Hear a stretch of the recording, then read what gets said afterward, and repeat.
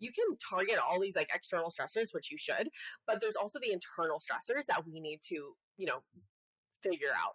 And so gut is the main one.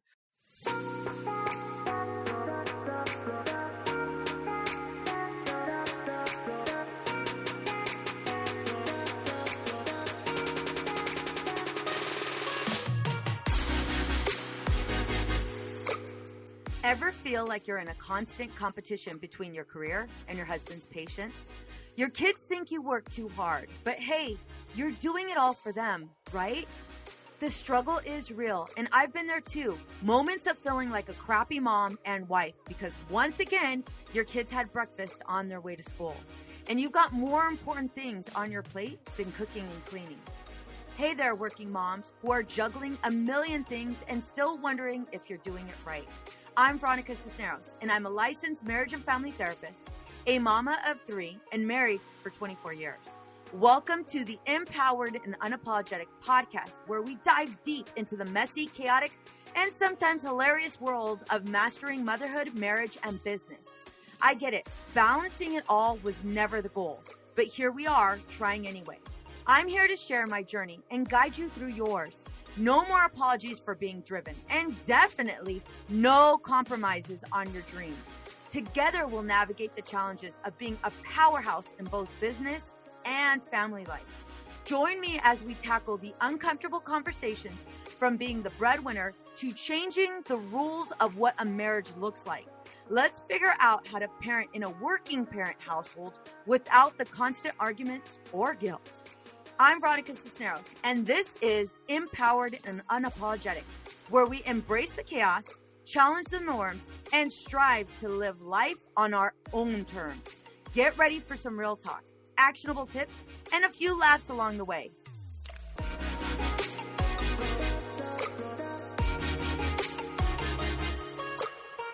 Welcome to another episode of the Empowered and Unapologetic podcast, where we help working moms master the balance of marriage, motherhood, and their careers without sacrificing themselves. Today, I'm thrilled to have Dr. Lahana Vigliano, CEO and founder of Nuvitru Wellness. Joining us is a clinical nutritionist specializing in women's health, gut function, and metabolic optimization. Her work empowers busy moms to uncover the root causes of their health struggles through functional medicine, lab testing, nutrition, and lifestyle changes. Totally need her in my life. Whether it's gut, health, stress, hormones, or fertility, she's here to show us how we can heal holistically while thriving in our busy lives. So please help me welcome Dr. Lahana. Hey, welcome to the show. Well, thank you for that introduction. That was the best introduction that I've had. I'm so happy to be here and talk everything all about health. Let's do it. All right. So we're going to just start. We're going to go to it, go straight to the questions. So I want us to understand the struggle a little bit more. Many of our listeners are high achieving moms who put their families and careers first. What are some of the common health challenges you see in women trying to juggle it all? Yeah. A lot of these women are struggling with stubborn weight loss. They are not feeling well, just in general, fatigue, brain fog, IBS type feelings, bloating, diarrhea, constipation, painful periods, irregular periods. I mean, headaches. I definitely see things all the way from head to toe. The whole body is connected. So that's normal. But yeah, a lot of women come to us and be like, I have like a laundry list of issues and I don't know where to start. Yeah. No, like as you're saying it, I'm like, holy shit. Yeah. Oh my God, me too. So, okay. I'm so excited to like learn all of the things, and thank God that it's recorded because I'm not good with taking notes. All right. So what would you say are the telltale signs that their health is suffering due to stress of doing it all? Like, what are some signs we should look for? You mentioned like constipation, you mentioned like stubborn weight loss, but what are like for us, it's like, okay, whatever. I just need to eat more greens and weight loss. I mean, it's probably due to me not working out. Like we explain away like no other.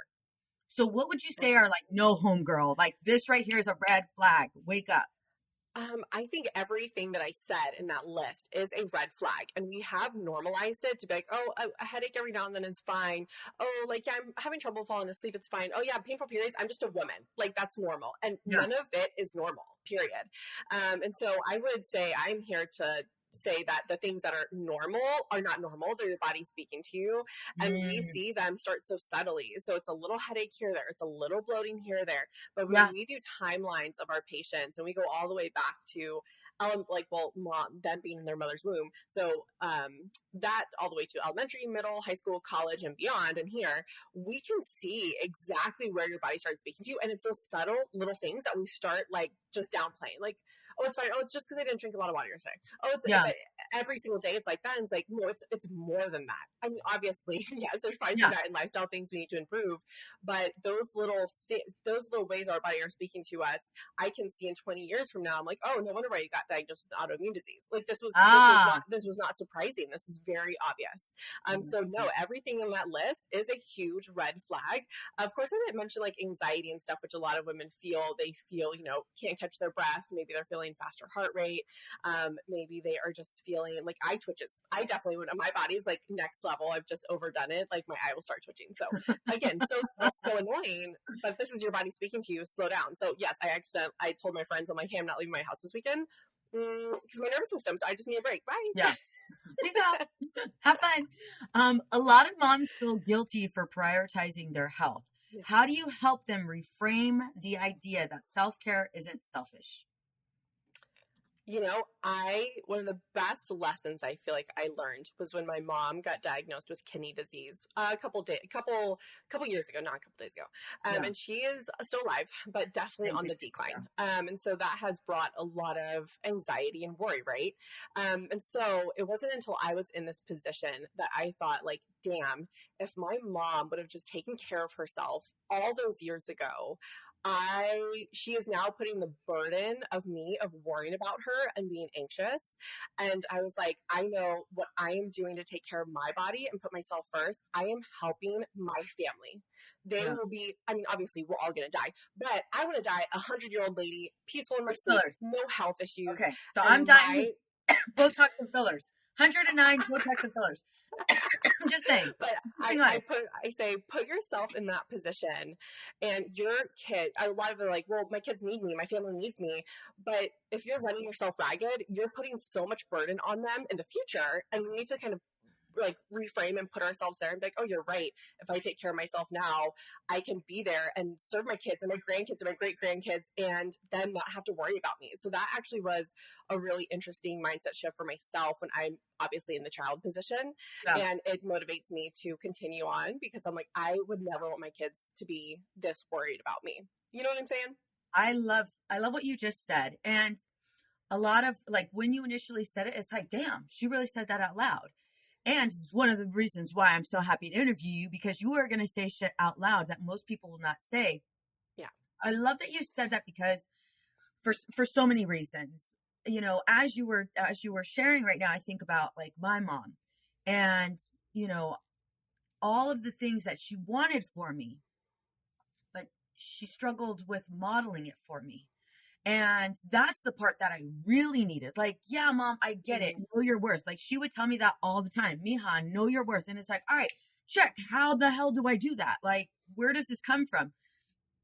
And I watched this. It makes me think of this TikTok that I watched. And it was of this woman running. And she's like, moms will say they'll do anything for their kids. They will absolutely do anything, right? Go to the ends of the earth for their kids, but they won't take care of themselves. And I was like, oh shit. And your kids watch it. Your kids see it. Hard. Yeah. Oh my gosh. That hit so hard because it was like, but they won't take care of themselves. So you're saying you'll do anything for your kids, except for you won't prolong your life for them. Like, yeah. Like I'm a big, I'm a big believer in more is caught than taught, because kind of like your mom, like know your worth, but maybe your mom, you didn't see her modeling her worth. Yeah. And so it's just like, how do you learn? And I feel like the kids, and I can see my kids and the decisions that they're making now, they're 14 and 10, so they're older. And I can see them making those decisions, and I can see it's not because what I taught them, it's just me modeling this behavior. And I feel like if you aren't taking care of yourself and you're stressed out the max, you are telling your child that this is okay. And I think all of us would agree that, like, we don't want that. We don't want our children to be stressed out, don't know how to take care of themselves, don't know how to say no. We do not want that. So why are we doing that for us? It's just wild. Oh my gosh, you're totally talking to me right now, and I hate it, but I love it. And here's why. I'm just gonna say, because you know what, we're with friends. We're safe here. Yes. My daughter works for me, and this month we're in December. I'm not sure when this will be aired. I'm sorry, we're in December. You see that? I'm like totally, I got all my stuff together. I'm like so brilliant and like live this great life. Okay, so back to what I was saying. We're November, Veronica. November. Today is Friday. Thank you, Jesus. So my daughter works for me, and this month, November and December, these are our busiest months here in the practice. Like depression is on the rise, anxiety is on the rise. Divorce, ladies, divorce, red flags, come and see me for therapy. But divorce is on the rise. And how do I know? Because I see your kids are coming in because they're experiencing anxiety, depression, whatever.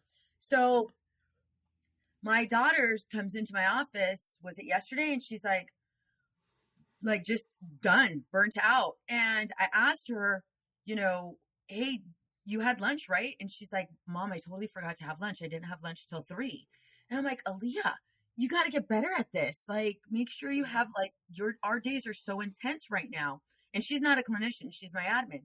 And she's like, well, Mom, did you have lunch? We're not talking about me. I'm sorry. We're not talking about me, Aaliyah. It's about you. But I love that. I love what you just said, and I want you to repeat it. You said, oh gosh, I'm going to jack it up. You said more is caught than taught.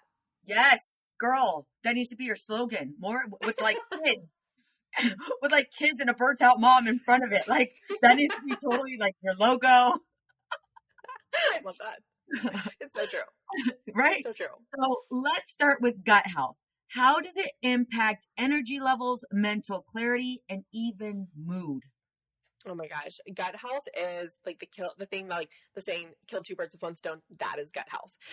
Because it is just the foundation of even like how we eat food and digest food. And if we can't even do that, if we can't even extract the nutrients from our food, how do we expect anything else to work? I mean, honestly, fertility, energy, like if we can't take what we need from our food, that's a problem.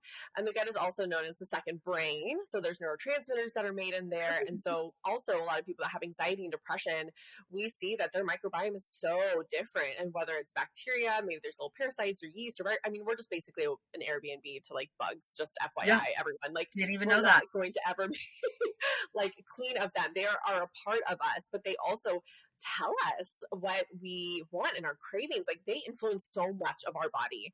And so it is my favorite part, because even though we target into gut health with diet and supplements, and I love stool testing, and almost every single patient, like my first recommendation is like, let's do a stool test. It's because I've never seen anybody so excited about a stool test, but oh my gosh, it's the best. And honestly, my husband's like, no one can ever get in a conversation with you without like talking about poop. I'm like, we're talking about shit. We are talking about shit. I mean, also the people that never look at their stool is wild to me. Like you've never just looked. It tells you so much of how you're digesting your food. Maybe I don't know. I just love it. I love it. Bananas all day. Banana shake. Yes. Soft serve ice cream. Sorry for that for you. But it's also an internal stressor too. So when we talk about stress, I think a lot of us think our external stressors, our relationships, being in a traffic jam. That's is stressors, but also to me, our health is like a bucket, and so everything is like kind of like contributing to the water. And then eventually the water overflows and the bucket's pouring over and we're symptomatic and we don't feel well. Yeah. Well, we also have to look at internal stressors. And so having an imbalanced gut, whether it's like lack of being able to digest foods, our immune system sucks in our gut, there's an imbalance of our microbiome, that is so stressful on the body. And so you can target all these like external stressors, which you should, but there's also the internal stressors that we need to, figure out. And so gut is the main one. All right. So with this, what are some easy to implement changes moms can make today to improve their gut health while managing a busy schedule? Okay. I would say improving gut health comes down to things that, yes, you can start doing things today. The first one is diet, of course, and the second one is stress. Okay. So we all know, starting with the first one, diet. I always say it's bio-individual. There's no one-size-fits-all diet. I have patients who can do dairy, patients who can do grains, patients who can't. Like, it truly is very bio-individual. But I think we can all agree that if you just look on your plate, if you say, can I grow this or can I kill this? And you can answer those questions like, yes, I can grow this in a garden. Yes, I can grow this. Yes, we can hunt this. Then that's how you know you're eating real wholesome foods. If now you're looking at your plate and you're like, well, no, that has to be like made in a little factory first. And while I'm saying that like there's healthier processed foods, but we have to look at our overall diet because a lot of moms are eating like the healthier processed foods, like almond flour crackers and a high quality protein bar and all these things. But at the end of the day, we need to make sure that we're eating fresh foods and everyone can be caught up in that. You're not eating bad things. They're healthy processed foods, but we need to get back to eating just our OG food. Can you grow it? Can you kill it? Just food, produce and nuts and seeds and meats and eggs and all that stuff. So since there is so much bio-individuality there, I would say that's the first starting point for you of looking at your plate and just can't grow this, can't kill this. And that's how you know you're eating real food. When it comes to number two, stress, we all know that like, even if you're getting up to like speak at an event and you may feel like you're going to throw up or have diarrhea, that is like just such a connection there of our gut and our gut and our brain. And I have seen people who eat the perfect diet, who exercise perfectly, and they still have issues with gut health. And it's because they are stressed. And that stress is downregulating their immune system, which then when their immune system's downregulated, now these bacteria can overgrow, or maybe a parasite that we're exposed to all these buggies just eating an apple. There's bugs on an apple, right? But our immune system should be able to be like, oh, you're not supposed to be here, get out. And when our immune system is downregulated by stress, we kind of lose that army barrier. And so that's a huge reason why people will have chronic microbiome issues because they are stressed. And I don't think reducing stress has to be hard or complex. I mean, your girl loves grounding. I love meditation. I love all the things. But at the end of the day, I really think we just need to put more fun back into our day. Like the amount of people of like, when's the last time you did something fun? Like, I don't even know. I'm like, that is wild. And that's why are we not scheduling that in as like a doctor's appointment? Why are we saying, if we get to it, I'll get to it? No. Let's put it in because it's as important as a doctor's appointment, a patient appointment, a business appointment with your financial person. Yep. Getting fun is just as important. And I think that's just what we need to do more. I love that. And being more intentional. I think we, as busy moms, we're so stuck in like what needs to get done. We wake up to the task, as opposed to really, scheduling date nights, having more sex, yes. Right? Yes. Having more sex, like no matter how tired you are. I won't talk about last night, but listen, it got done. It got done, girl. And if you need a little help, I love me some smutty books. Your girl loves me some smutty books. And that always gets me. My husband knows when I'm reading. He knows. He's like, are you reading? He knows when I'm not reading. Okay. I got you. All right. So hormonal imbalance is a common struggle for women, especially post-pregnancy or during perimenopause. What are the biggest hormonal disruptors working moms face, and how can they address them? So a lot of women want to come to us and be like, I want to do hormone testing. Something's off with my hormones. But our female hormones are really listening to all the other areas of the body. So when we want better hormones, we have to address gut health. We have to address stress. We have to adrenal. We have to address blood sugar. We have to address all these things before we can even look into female hormones. Because if I do hormones and I see you have low progesterone or you're not ovulating or you have high estrogen, all that, if you're working with a practitioner that is working on the root cause, that just gives us more questions of like, well, do you have high estrogen because your gut is off and you're reabsorbing estrogen that's trying to leave the body? Are you not ovulating because there's stress? Our body, when we look at stress, it can, like also impacts like your thyroid and like I mentioned, your immune system and all these other areas. But when we look at fertility, even if you're not trying to get pregnant, ovulation is like the Super Bowl. That is what every month is surrounded by. A lot of people think it's the bleed. No, it's the ovulation, because we need to ovulate in order to make progesterone. And so if you're having low progesterone or you're not ovulating, then my question is, well, why is your body deciding, hey, it's not a good idea to release an egg this month or to delay a release? Why? Usually there's stress around that. And your body doesn't know stress from like someone breaking into your home about to kill you, or I have a lot of things on my plate today and stuff to get done. It is the same physiological response regardless. And so if your body is feeling higher stress, it's going to be like, yeah, not a good time to maybe bring into a baby into this world. We're going to delay ovulation because our bodies are always working for us. It's protecting us. And that is, if you want better hormones, we got to address the stress part. We got to address your cortisol. We got to address the blood sugar, which is also a stressor. We got to address the gut health and how we detox from hormones, or you're going to be reabsorbing them. So I know I hate when people hate when I'm like, I really want to look at my hormones. I'm like, well, we got to look at all the other things before then. Or you're constantly just going to be saying, most practitioners, if they're prescribing, they'll be like, well, here's progesterone or here's birth control. And I'm like, but that's a Band-Aid. That's not actually solving why you're not making this hormone.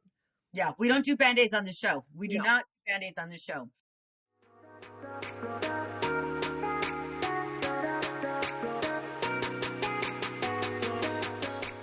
I know looking for the right therapist can be challenging. However, feeling overwhelmed and disconnected is even harder. Life is filled with several twists and turns, some more severe than others. We do our best to handle them as they come and find ourselves at a loss, not knowing what to do or who to turn to. The clinicians here at Outside the Norm Counseling are here to help. We are here to assist you through this time of need. Together, we will identify your strengths and goals and teach you healthy coping skills. Together, we will develop a plan to help you live the life you want to live. Our team is compassionate, genuine, and we take a great deal of pride in providing an empathetic, non-judgmental approach to all of our clients. It's time! You've waited long enough, whether it be for you, your child, or if you're in need of a couple session. We are highly trained clinicians ready to guide you. Schedule an appointment now by calling 951-395-3288. Again, that number is 951-395-3288. We're looking forward to meeting you and being a part of your journey.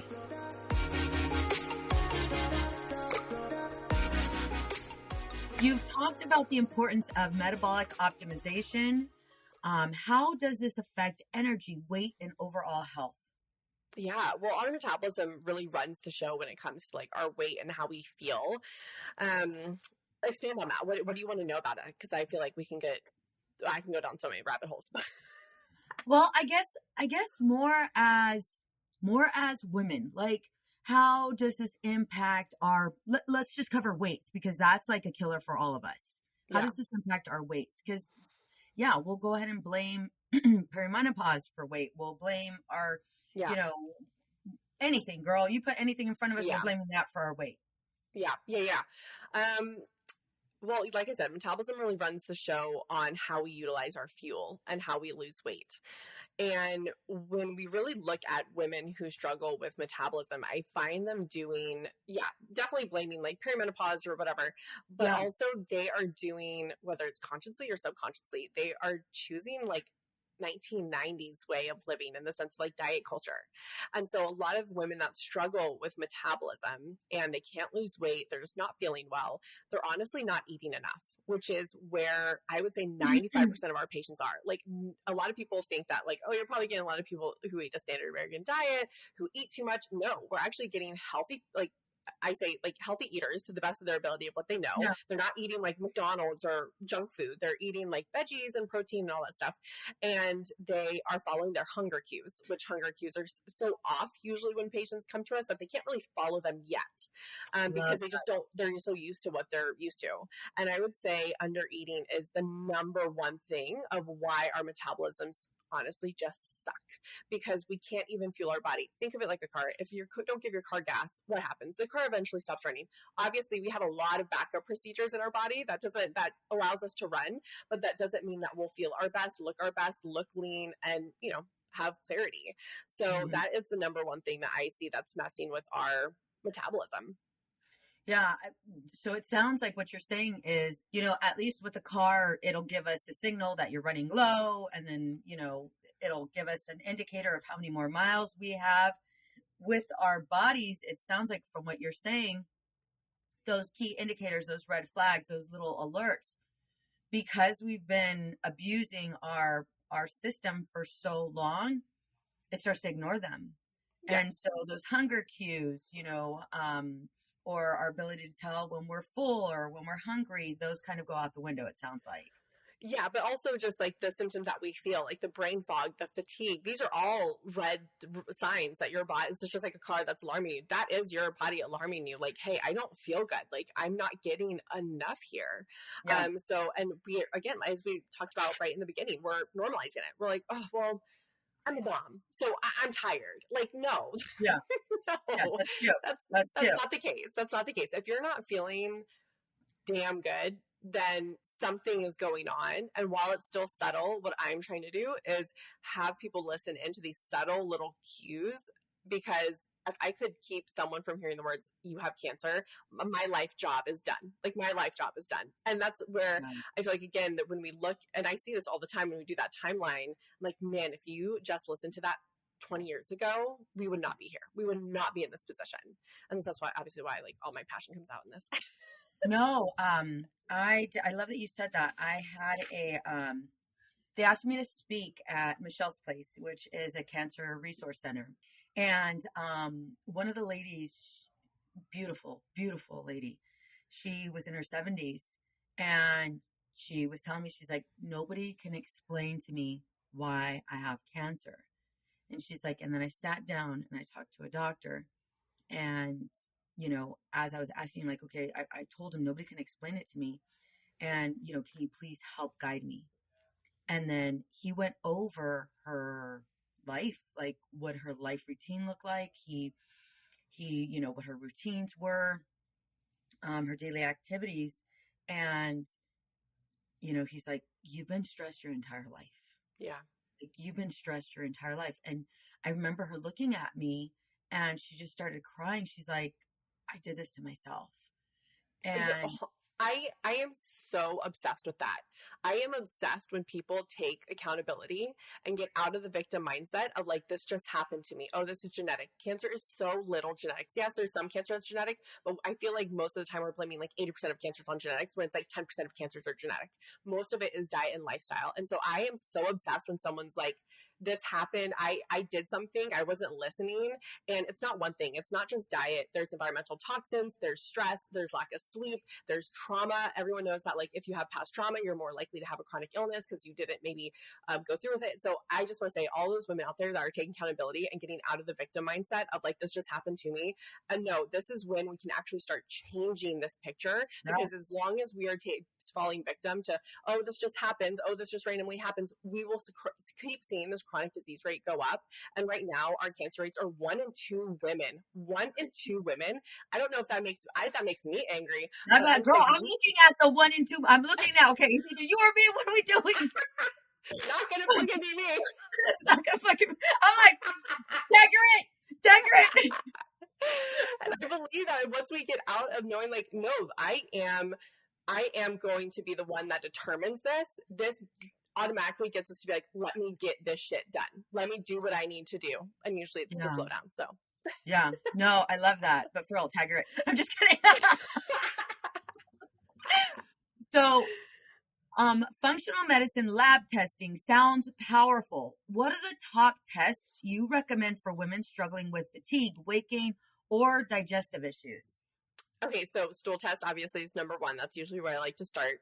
I would definitely I do my, well, actually, also I'll go through a list. So stool testing, unless you have issues that show up, then obviously I do recommend follow-up testing. But usually I recommend maybe every couple years, 2 to 3 years, if it's decently okay. Well, you got me literally taking notes now. I'm like, fucking 1 and 2, not today, Satan, not today. Micronutrient testing to test all your deficiencies yearly. Like that's and this basic. is something you guys do. This is something where you're at. Okay. Yes. And then so we do urine testing for hormones and cortisol, and I do that once a year as well. So just staying on top of like my stress hormones and my female hormones, just to see if I can catch anything. And urine can usually give us more insight too on how you're detoxifying your hormones, like how it's being pushed through the liver, because there's different pathways, and certain pathways can actually be more dangerous. And you could have totally normal amounts of estrogen, but if you're going down a certain pathway, it can increase risk for cancers. So I do love urine for that. So I do that yearly. And then we do a comprehensive blood panel. It's almost like what your doctor would order, but like on steroids. Well, not literal steroids, but like on steroids in the sense of like so much more detailed. So we do full thyroid hormone testing. Should definitely be done yearly. Not just TSH, like what your doctor will order. If you're going through like an insurance-based provider, the insurance really dictates what is allowed to be ordered and what isn't. And so that's where you may be like, oh yeah, I'll ask my doctor for this. I have seen so many patients, I'll be like, okay, I'll try to get it covered by insurance. And when they do, they're like, okay, sure. Well, either it's a fight and they say, no, we can't, or no, you don't need that, versus, okay, yeah, we'll do it. And then when I see the results, I'm like, yeah, they only did like half of this. So they didn't do the full thing. So there's a lot of insurance, honestly, issues there. But we do full thyroid panel. We do insulin blood sugar. We do metabolic panels, in-depth iron panel, inflammation markers. There's lots of different, we do over 74 markers in our labs, and we just don't do cholesterol and LDL and HDL. Honestly, those are a little bit shit, to be honest. So we need to see APOA, we need to see APOB. There's so many other things that can detect like cardiovascular health. So that I do yearly. And then I don't do it yearly, but I definitely like doing maybe every 2 or 3 years environmental toxins panels, and just seeing like what pesticides we have in our body, what's being pushed through, parabens, phthalates, BPA, things that we're putting in from our beauty products. I think that's very important, and because that world is so overwhelming, I like doing that test because it helps me just narrow in of like, okay, yes, I have to worry about all these other chemicals in my life, but I'm like, okay, wow, BPA is really high in my body. Where can I be exposed to BPA? And those are the changes that you'll start to make. So I feel like it makes it feel a little bit more doable, which is why I like it. So we usually will do like mold and environmental toxins occasionally. Obviously more if there's bigger issues like weight loss and stuff, because a lot of those toxins are actually stored in our fat cells. So if your body's trying to be very resistant to weight loss, again, your body's working for you. What could that be? Could maybe it's holding a lot of environmental toxins, because losing weight is very toxic, like literally toxic to the body, because it's releasing everything held by the fat cells. So could your body be protecting you from that circulating the body? So those are kind of our lab tests. Yes, they can be a little bit of an investment. I will totally say that up front. But like I said, 1 and 2, pay now, pay later. No, for real. What are we looking for? So like what type of results are we getting from these things? Okay, so you're able to read them, but I don't know what the fuck we're talking, like, why am I getting my shit tested? Why am I like, what are we literally and figuratively, right? But like, what are the end results? Are we screening for cancer? Are we screening for like, what are you looking for as the expert? Obviously there's big red flags, disease. We don't diagnose, but that's something that's big red flag. But we are looking for optimization, because I think with how chronic disease is, a lot of the times there's biochemical changes that happen before symptoms start. So things are changing. That's why you got to test, because you don't know. You may not feel it. So there's biochemical changes that happen silently. Then we develop symptoms. Then we get diagnosed. So what we're trying to figure out is, and a lot of women come to us, they're in that gray area. They keep saying like, oh, my doctor says it's fine. We've done all the traditional testing. I don't have anything, but I don't feel well. So what's going on? And again, just because you don't have a diagnosed disease, you can still be on the other side of the spectrum where things are still indifferent here. And we're trying to see, like, is it optimized? Can we optimize it so we can prevent you from getting diabetes in the future, right? So that really, that's what we're looking for. But we're also looking for answers for how you're feeling. So if you have brain fog or fatigue, we're looking for those answers of like, well, this isn't optimized. This is definitely a little off. It's not disease, but it's definitely a little off. And this could be impacting your energy or your brain fog or your bloating. And so, we're trying to understand your body, which is why it's important to test regularly too. Because even when I did my stool test, I had 0 symptoms. I didn't have no bloating. My stools are literal perfection. And there were definitely some markers that were off. And they're not markers that's going to be symptom, but I had a couple markers. I'm like, shit, if I didn't check that in 30 years, if I got diagnosed with colon cancer, I would absolutely understand why. And I had 0 symptoms. And that's what I'm saying. It's like, we can't wait until our body doesn't feel well. It's never too late. Even if you have a diagnosis, never too late to change it, right? But if we can just really get in before you even feel it, that's always going to be the best bet. That's always going to be the easiest time to change. And then from there, so we go to your facility, or how do we do this? So let's say I'm like, all right, I'm in. It's happening. You got me. What do I do? What does this look like? We're virtual. So all the stool testing and urine is just done at home, which is great because I can't imagine trying to plan to go in somewhere around pooping. Like, I can't even imagine that. So those are just done at home. We just send you kits in the mail. You get it done.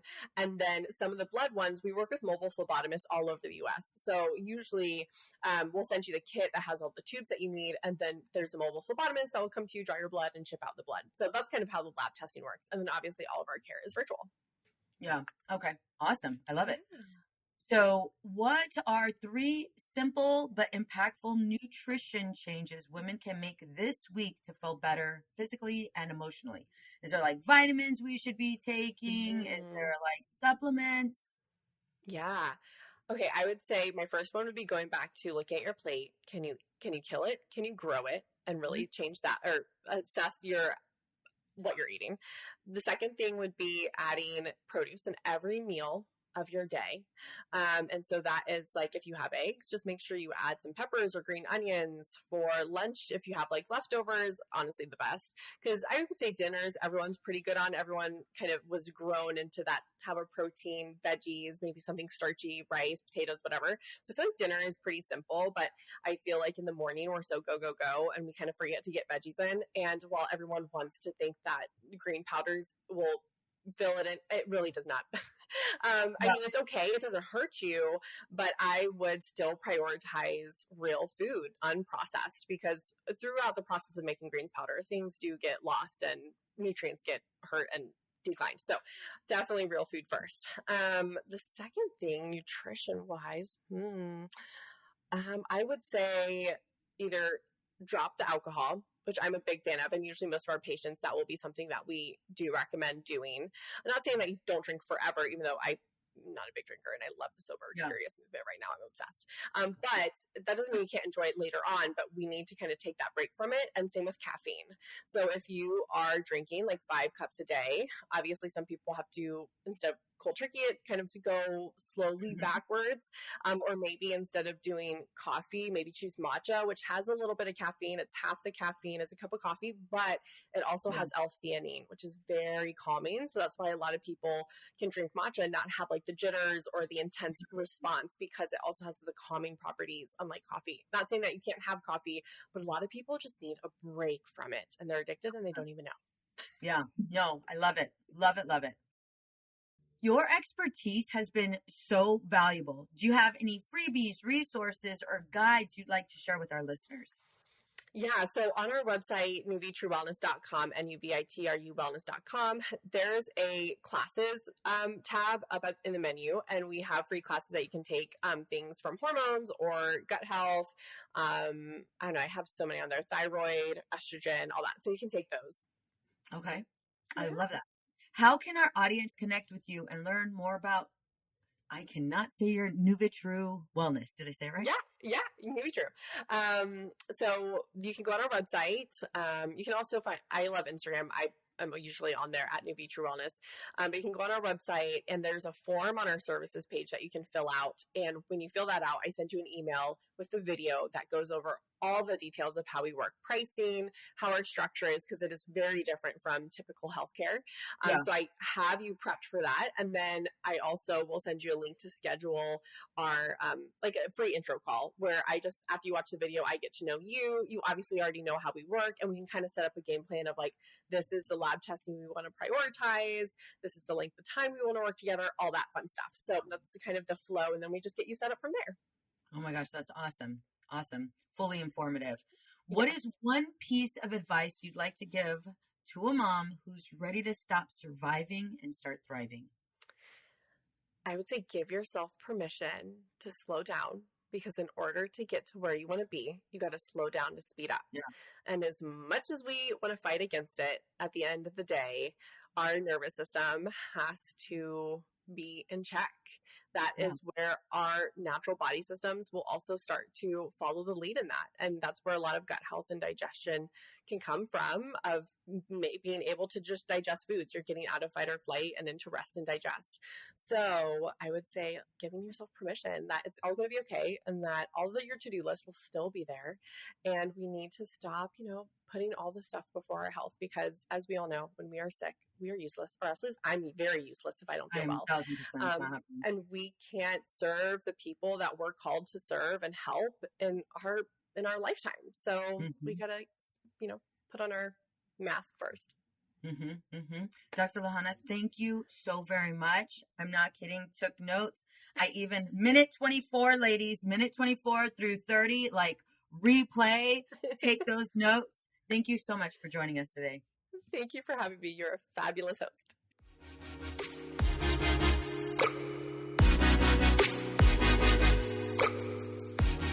Raise your hand if you are ready to level up your marriage for 2023. Do you find that you're spending your time together with your husband checked out and in front of the TV? I know you're ready for tangible strategies that actually get you results. Reignite the spark in your marriage, have fun, and grow together. Well, I hope you have your hand raised at this minute, because I have something special for you. I'm introducing my brand new 6-question marriage predictor quiz that's gonna give you personalized results to catapult you into the next stage of your marriage journey. That means you'll receive the results to where your marriage can get the best help. If you've got just 1 minute, head to veronicacisneros.org/quiz. Again, that's veronicacisneros.org/quiz, and you can take my brand new quiz, Marriage Predictor. Get your results delivered right to your email address. Again, that's veronicacisneros.org/quiz, veronicacisneros.org/quiz. What's up, ladies? Just want to let you guys know that your ratings and reviews for this podcast are greatly appreciated. If you love this podcast, please go to iTunes right now, write a review, rate the episode, and subscribe. Don't forget to share it with your friends.